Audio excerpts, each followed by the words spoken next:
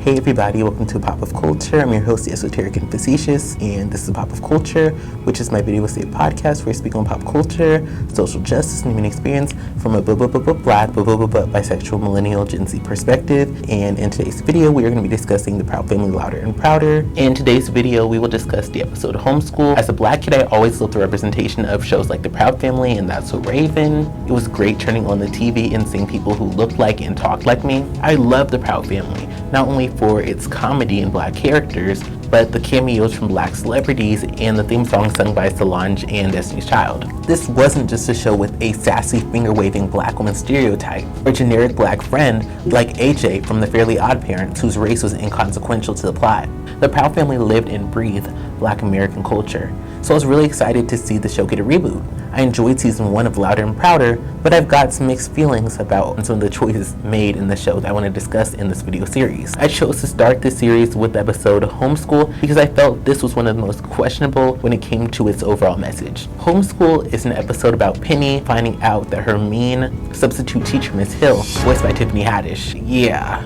Tiffany Haddish voicing a middle school substitute teacher did not age well in light of recent events. Okay, I just found out that Ari Spears voices Mr. Kelly, so my childhood is basically ruined. When Penny sneaks into the school after hours to retrieve her phone, she discovers that Miss Hill is living inside of the school. When Penny finds out and shares the news with her friends, it's not long before 𝙎𝙬𝙖 blabs to the teacher, who fires Miss Hill, who now has to live out her car. Sidebar. Wait a damn minute. Miss Hightower fired Miss Hill for living out of the school and didn't even try to help her find a new living situation. How rude. That's late stage capitalism for you, I guess. To be fair, Miss Hill might have gotten help if she asked her to help before she got caught on school premises after hours. Penny feels guilty that her actions led to Miss Hill losing her place to stay, so she asks her parents to let Miss Hill stay with them. Miss Hill is a rude and controlling house guest until Penny raises money for her through the show's version of a GoFundMe. Miss Hill takes money and goes on vacation with Uncle Bobby, her old prom date, and that's the episode. There's a decent B-plot with Uncle Bobby teaching Zoe to have some soul as a drum major. This B-plot heavily references Bobby Brown's My Prerogative, which is cute enough, but the main plot of the episode fell flat for me. What was the moral we were supposed to learn? You could say that the moral of the episode was to realize that your actions have consequences. Penny chose to tell her friends that Mrs. Hill was living in her school. You can argue because she chose to disclose this private information about her teacher, she deserves to deal with Miss Hill's over-the-top antics. However, there are a few problems with this idea. One, Penny didn't tell Miss Hightower about Miss Hill staying in the school. 𝙎𝙬𝙖 told on Miss Hill, but Penny and her family had to deal with Miss Hill's attitude for the majority of the episode. You can't even blame 𝙎𝙬𝙖 for telling on Miss Hill, as Miss Hightower wipes away the entirety of her family's school lunch debt in exchange for the information. Miss Hightower, pitting nigga against nigga. I got my eyes on you, girl. You ain't slick. 𝙎𝙬𝙖 has 9 siblings and doesn't come from a wealthy family, so why wouldn't she take advantage of the situation for her own benefit? Not justifying her inadvertently making Miss Hill homeless, but I get why 𝙎𝙬𝙖 did what she did. Since Penny told her friends in confidence about Miss Hill and had no bad intentions in sharing the information, it feels weird for her and her family to be punished with Miss Hill's antics. It's even more nonsensical to see her family dealing with Miss Hill's attitude, considering they did nothing to earn this mistreatment. Now let's get into some stuff. I dislike how the writers never explain why Miss Hill became homeless, but do everything in their power to show us that she's unlikable. Maybe she was in an abusive relationship and had to leave for her safety. We don't know anything about her but her attitude. She's unjustifiably mean to the children. From the second she's introduced, she doesn't let her guard down even at lunch, where she gives the students detention, essentially for breathing in her direction while taunting them. She remains cold during her whole stay at the Proud Family house until she receives the money from Penny. This could be an interesting commentary on how poor people might become hardened because of their negative experiences due to being poor, if it was actually adequately explored. The only moment before Miss Hill receives the money where we see any humanity from her is when she sings to herself in her makeshift home as she fashions a facial out of what we must assume are leftover ingredients from the cafeteria.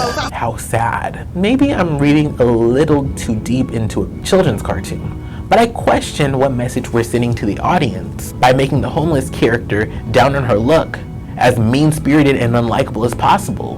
Do I need to bring up that Malcolm X quote about Black women? I would like this episode a little bit more if Miss Hill started to soften as she started to see that the Proud family truly cared about her. Her mean attitude while being housed at a student's home, free of cost, comes off as cartoonishly evil, and since it's not used as a build-up for an emotional reveal later on, it comes off as a negative portrayal of low-income people as entitled and undeserving of aid. It feeds into this narrative that good things happen to good people and bad things happen to bad people. Because we see how unpleasant Miss Hill is to be around, making her into a bad person who deserves bad things. Let's not overlook the fact that she is also conveniently not conventionally attractive or stereotypically feminine. Subconsciously, we make an association between her bad attitude and her place in society as a homeless woman, when we really should be thinking about what systems were in place in her country and city, or rather were not in place, that led to her having nowhere to stay despite working a job as a substitute teacher. I can basically hear Kevin Samuels whispering from the grave. Maybe if you were a more fit, feminine woman, a man would want you and you wouldn't be homeless. Let's also not ignore the fact that Miss Hill, who is a more aggressive and unfriendly character, has her hair in a more natural state. Maybe the crew gave Miss Hill an afro in order to show the diversity of black hair on their show. But I can't ignore the fact that black women in media, who are meant to be seen as unattractive, unfeminine, and aggressive, all traits that men in the black manosphere claim make black women undesirable, are often given natural hair, especially unkempt natural hair, closer to 4C rather than a looser curl pattern. Her clothing is leaning on the more masculine side and she's full figure, which all contributes to how we're supposed to perceive her. In fact, the first time I watched this episode, I thought from her style of dress and hair, Miss Hill might have been queer-coded until she said she went on a prom date with Uncle Bobby. Miss Hill is a single, low-income black woman who is portrayed as bitter and mean-spirited the entire episode until Penny gives her the GoFundMe money. Her sole reprieve from her homelessness before being exposed is filmed by a teenager to show to her friends for laughs. Let that sink in for a moment. Her sole reprieve from being homeless before being exposed is filmed by a teenager to show to her friends for laughs. Weird thing about this is that the original Proud Family's Kwanzaa special features a much more likable homeless family who actually end up showing the Prouds their obsession with material things. That shows me the Proud Family can show homeless people as something other than unlikable. So I wonder what happened here. The funny thing is Uncle Bobby, who is a freeloader living with his mother, despite being older than Oscar, is put in a positive light in this episode through him helping Zoe become drum major, while Miss Hill is portrayed as unlikable when she's at least trying to work a job to support herself. For the entire episode, she's unlikable and only changes her tune once Penny raises money for her.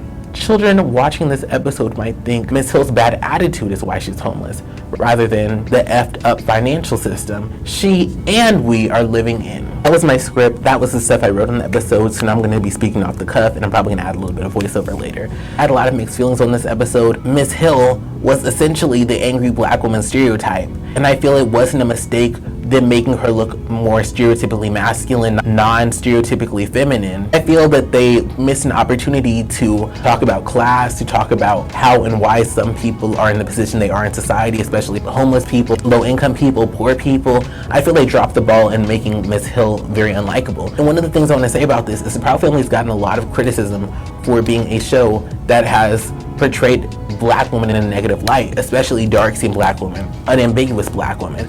So I do think that it's okay for them to have an unlikable black character on a show full of black people, but I do think that they missed an opportunity to talk about why people like Miss Hill may act the way that they do, how their socioeconomic status may cause for them to act a certain type of way, because the show portrays Miss Hill as living out of her car. So she probably is somebody who has to be scrappy, has to be crafty, has to figure out how to make things work now, not tomorrow, now. So I feel like they could have shown that part of the reason why she's so strict and why she's so harsh and why she's so mean to the students is because she has to constantly figure out a way to get food in her stomach, get a place for her to lay her head down. I feel like that would have been a more impactful story than just mean, bitter black woman is mean and bitter the whole episode. Because I feel like Miss Hill just embodied every negative stereotype that people put on black women, and that wasn't really fun for me to watch.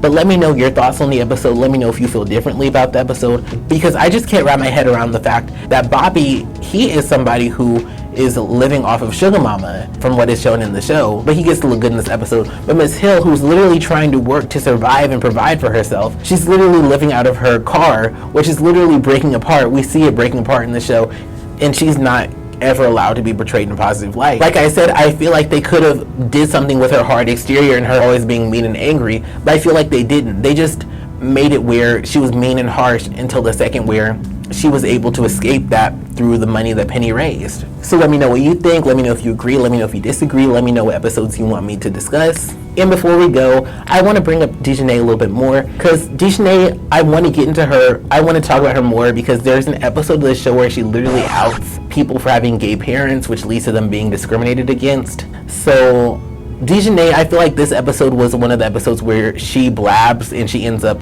negatively impacting somebody else. But I do think this situation is different than the situation in the other episode that I want to discuss. I will be discussing the episode in a little while.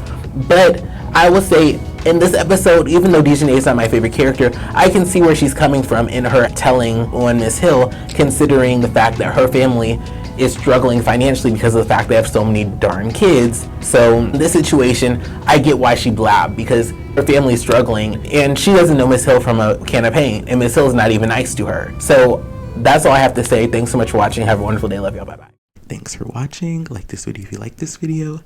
Let me know if you agree or disagree with the points I made in the comments below. If you enjoyed this content, definitely like, comment, subscribe, and share. That way, even if YouTube isn't pushing my content, those who resonate with it are sharing it so it can connect with others who would enjoy it. Those are some easy, free ways to support a pop of culture. If you want to support this show financially, feel free to send a tip to my Cash App or buy me a cup of coffee. Both are linked below. All who donate will be featured in the credits of my long-form commentary and cover videos. There are 2 playlists that are going to pop up, one where you can binge watch my covers and one where you can binge watch my commentary.